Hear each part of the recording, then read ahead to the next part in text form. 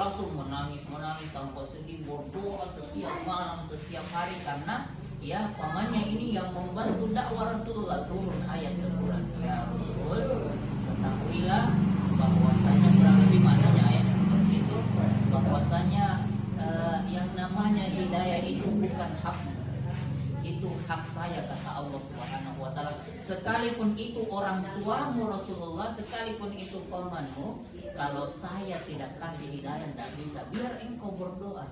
Ya, biar engkau berdoa. Maksudnya Allah ingin memperlihatkan kepada kita bahwa hak mutlak tentang terjadinya sesuatu itu memang murni di tangan Allah. Tidak bisa diapa-apa sama siapapun, sekelas Nabi sekalipun tidak bisa.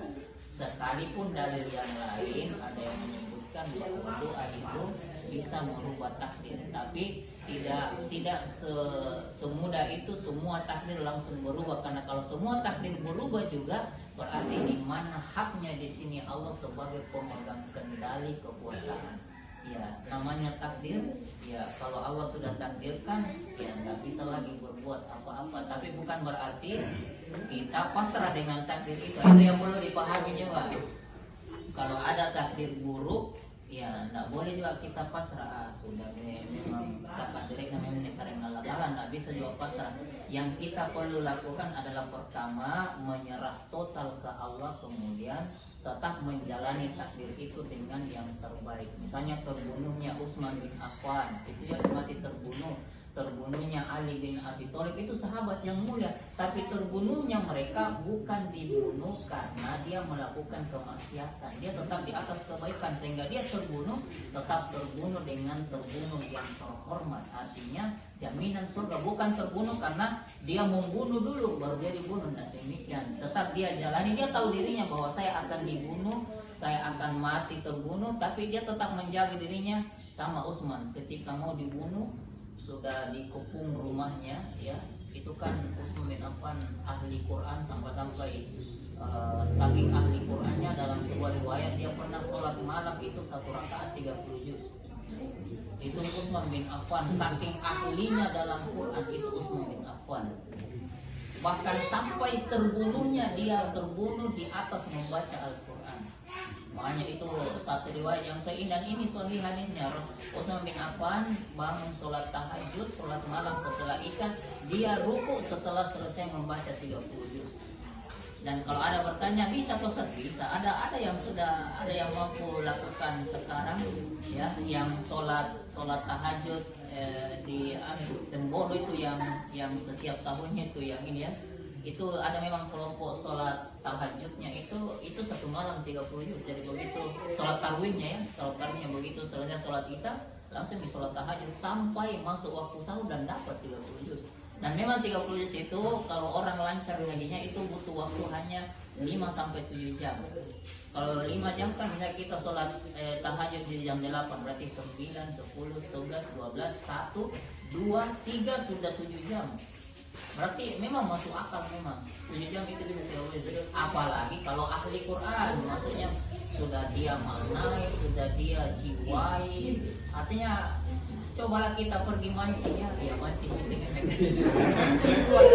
Mancing itu kalau dinikmati duduk 2 jam mancing, karena saking dinikmatinya kayak seperti 1 menit. Iya, itu tidak dirasakan. Karena kenapa? Karena saking nikmatnya itu. Mana dia mau pito-pito ke boy, itu langsung perasaan itu. Iya, sama dengan kebaikan, ya. Kalau kebaikan baca Quran sudah dinikmati, berdiri 5 jam, 7 jam itu tidak terasa. Apalagi sekelas sahabat yang mulia. Itu Utsman bin Affan, dia tahu dirinya akan mati terbunuh, sudah menjadi takdir Allah. Tapi dia menjalani, menunggu takdir itu dengan tetap di atas kebaikan. Dia baca Quran di kebun rumahnya, dia baca Quran, akhirnya dia dibunuh itu dalam sementara dia dapat. Ya, jadi kembali kepada takdir, ya memang ada takdir yang mutlak tidak bisa dirubah. Memang ada takdir yang masih bisa berubah dengan doa dan dia songkobala kebaikan. Bahasa masyarakatnya songkobala. Ada memang takdir-takdir buruk yang bisa Allah gagalkan dengan bersedekah, Tapi ada juga takdir yang memang tidak bisa kita hindari. Kalau berbicara takdir ini, misalnya surga dan neraka, itu juga kita ini sudah ditakdirkan ini. Allah sudah tetapkan diri kita semua ini di surga atau di neraka, itu Allah sudah tetapkan. Dan Rasul sampaikan, ketika Rasul sampaikan ini, ada sahabat yang ini, ya Rasul, kalau begitu ya Rasulullah, berarti tidak usah pakai sholat.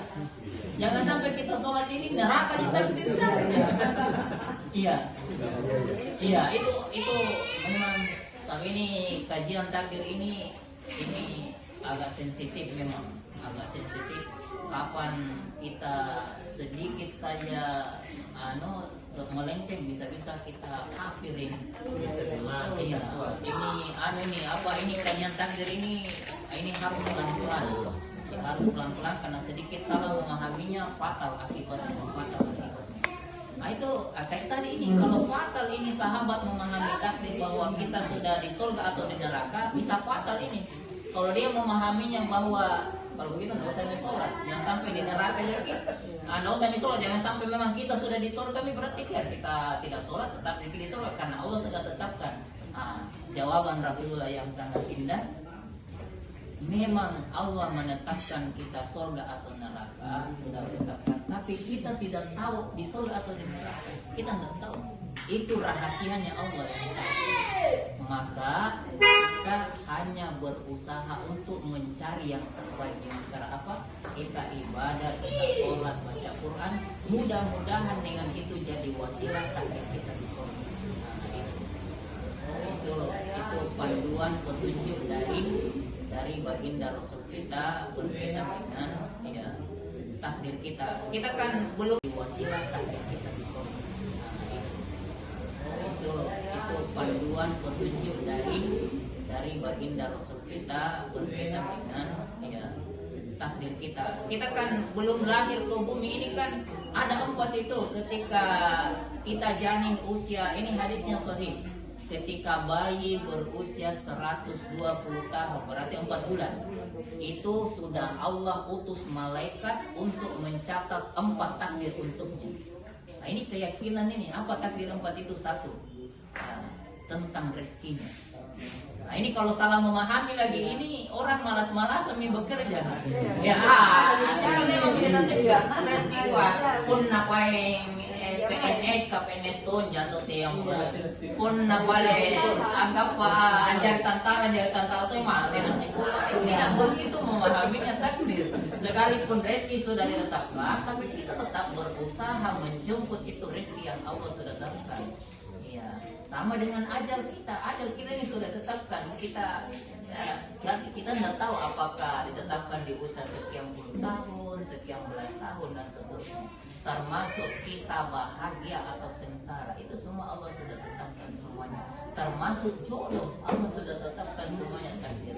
Tapi lagi-lagi, ya jodoh juga itu memahaminya jangan salah. Kalau begitu, ada juga. Apa usahanya? Ya, tapi yang penting jangan usaha yang salah, misalnya kayak pacaran apa dan seterusnya. Bukan itu jalannya jodoh. Jalannya jodoh itu adalah mendekat ke Allah, minta merengek, menangis di hadapan Allah untuk dibukakan pintu-pintu jodoh yang terbaik.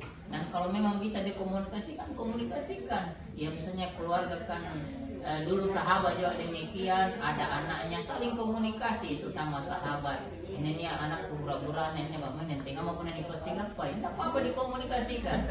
Nah ada ini pengurus masjid dikomunikasikan, ada jamaah mau dikasih jodohnya, ya pengurus komunikasikan. Siapa tahu ada siapa bisa lah, itu namanya usaha. Tidak tinggal diam juga. Ya. Dan seterusnya, intinya begitu takdir. Ada juga PHB ya, Ustaz. Ada.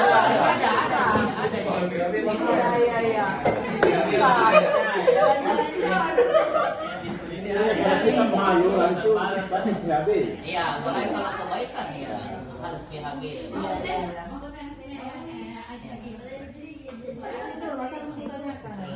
Oh iya.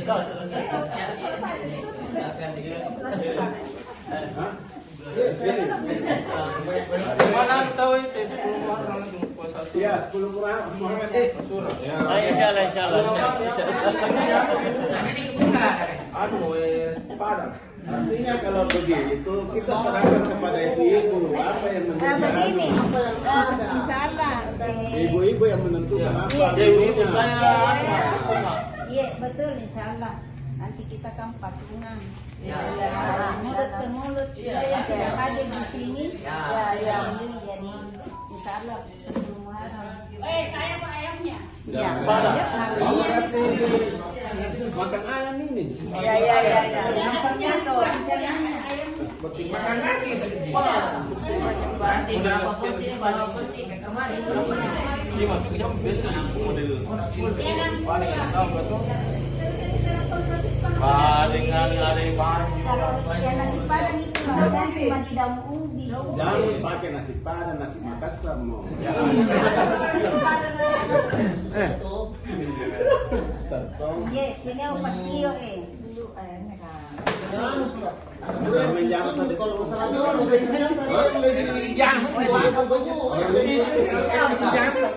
Dia makin jangan.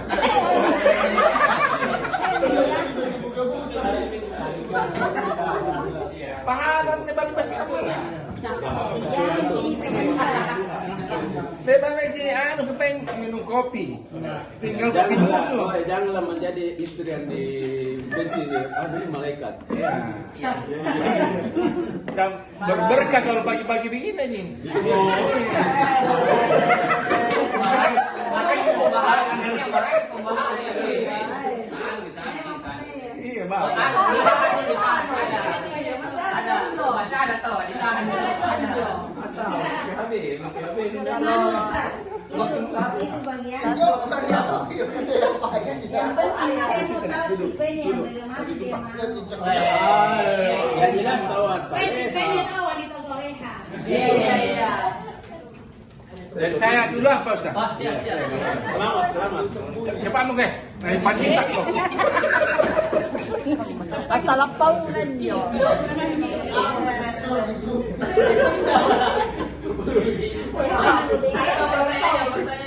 Apa bedanya sholat duha dengan sholat suruh?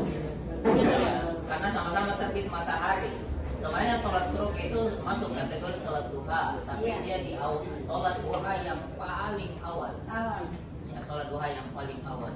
Itu cuman bedanya kalau sholat sunnah suruh sekalipun dia masuk bahagian sholat duha, tapi dia ada syarat-syarat tertentunya, tidak sama dengan sholat duha. Kalau sholat duha kan bebas, Ya, bebas sama mau masuk di pasar, mau di mana, kalau sudah meninggi di matahari, ya itu bisa tapi ini juga masuk kategori sholat duha juga, ya sholat duha juga.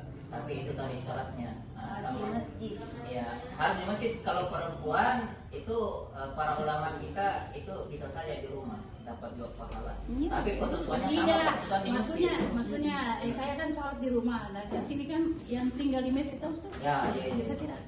Ya. Kecuali kalau di rumah sendiri bisa. Nah, sendiri bisa kalau duduk di kamarnya di atas Tidur, sepedanya sampai masuk sholat. suruh, nah boleh sholat sunnah. Ya. Ya. Kalau begitu, kalau suruh ini bagian dari duha, berarti kalau sudah suruh tidak duha lagi. Bisa.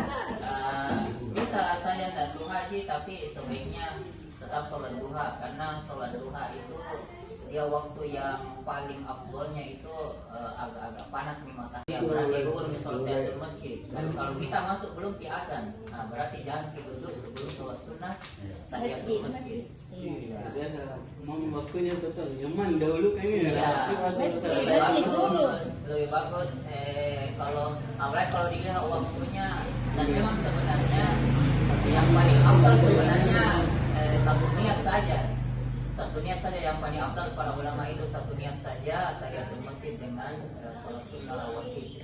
Maksudnya satu niat saja sholat sunnah rawatib otomatis gugur nih tahiyatul masjidnya.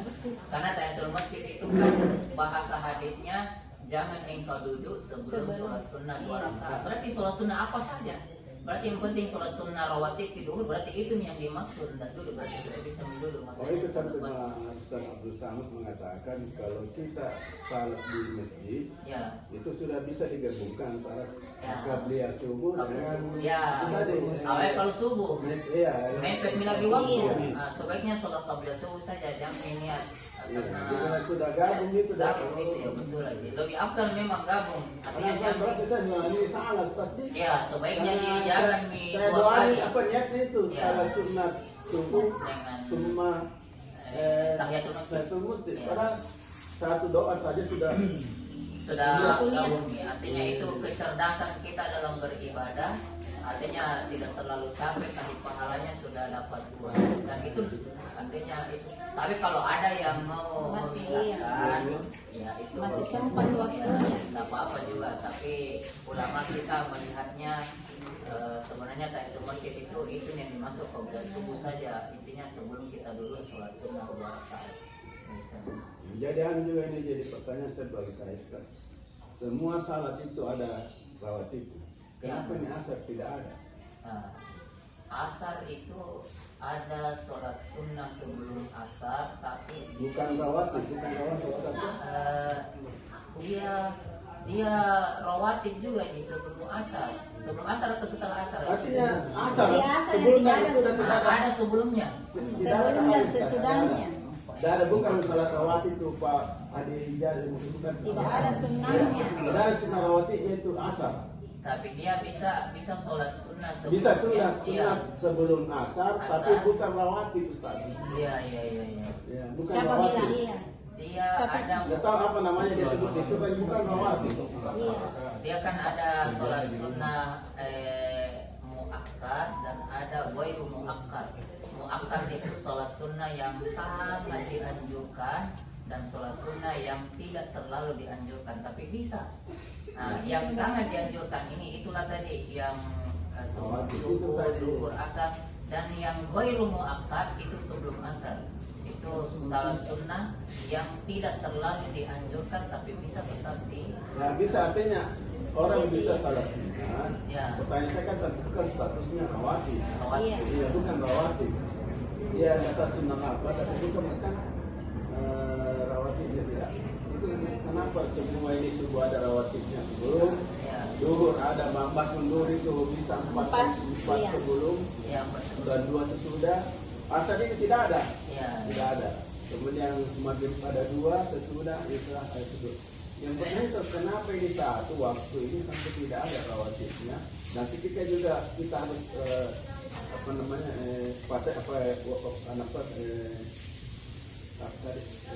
menjaga itu salat sunnah rawatib 12 tidak masuk itu Tidak masuk, ya. tidak ada salat rawatibnya asar ini.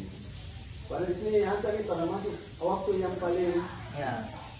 artinya dari waktu itu subuh dan asar ini betul dijaga ini. Betul. Iya. Kalau pertanyaan tadi itu sih hampir sama dengan pertanyaan kenapa sholat sunnah, kenapa sholat subuh 2 rakaat, duhur 4 rakaat. Artinya kalau ditanyakan kenapa yang lain ada rotibnya, ada yang tidak rotibnya itu sudah mutlak paten. Artinya Artinya tidak ada penjelasan tidak ada lebih penjelasan lanjut iya, tentang itu. sama dengan kenapa subuh 2 rakaat, kenapa tidak ditambah-tambah. Nah, itu Tambah-tambah, paling iya. nikmat, paling berkah dari semua sholat kan subuh paling di Subuh atas. palingan, iya. Kenapa dia tidak banyak? Tidak Nah, banyak. itu memang sudah ketetapan mutlak. Nah, sama dengan itu tadi rawatib dengan tidak ada rawatibnya itu juga sudah ketetapan mutlak. Artinya para ulama memang tidak membahas tentang secara detail, tapi yang diambil hikmahnya adalah bahwasanya itulah ketetapan mutlak yang datang dari Allah dan Rasulnya, yang hanya kita bisa samina wa ta'na, kita kerjakan saja apa ketetapannya. Ya seperti itu. Adapun hikmah lainnya ya itu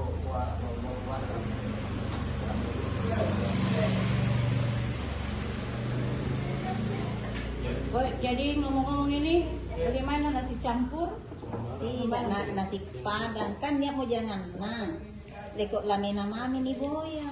Itu sudah jadi nasi padang. Jangan padang, jangan. Ya, kan, Dia jangan. tinggal nih, Karena biasa juga banyak orang yang biasa tidak bisa makan daun ubi. Ya. Tadi asam urat, ya, tidak usah, jangan campur saja. Ya, istilahnya Artinya kami ini menerima apa yang ada. Ya, menerima apa yang ada. Mau Tapi nasi kalau nasi padang, padang, nasi uduk, Tapi kalau bendahara mau nasi padang, tidak apa-apa diusahakan. nasi Makassar mau nasi Makassar mau di Makassar, yang ya. alami yang alami. apalagi Ustaz kalau cowok oh, baru saja habis Oh, jangan. Nanti gara-gara ya di punasnya kan dicoto ay pipi ay. Memang mantap pipi enak. Alim pipi. Kutanya itu Pak, kutanya gitu, Lidi. Karena kalau Lidi ambil susunya, Ustaz. Nah. Saya itu nurut sama beliau kalau Banyak dagingnya di situ. Hah? Banyak dagingnya. Iya, penyakitnya juga. Kalau pergi ke lari itu dia makanan ya. Dan susah dapat juga ya. Susah. Di situ di atas itu selalu ada. Saya itu di sana bahasa yang susunya. Sama pipi. Iya. Lebih enak lagi dia, lebih Lebih enak kan? enak lagi. Tapi susah. Susah dapat. Susah.